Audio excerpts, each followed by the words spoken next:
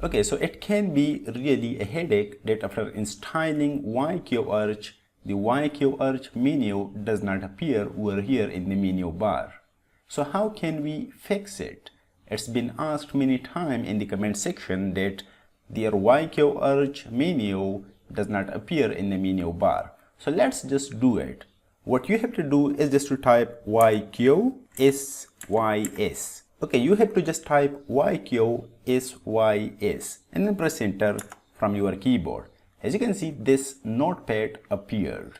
Now as you can see, YQArch menu equals no. Let's just type yes instead of no, and then let's just close this notepad. Let's just save it, and bam, that's done. As you can see, the YQArch menu it just appeared. See you in the next video.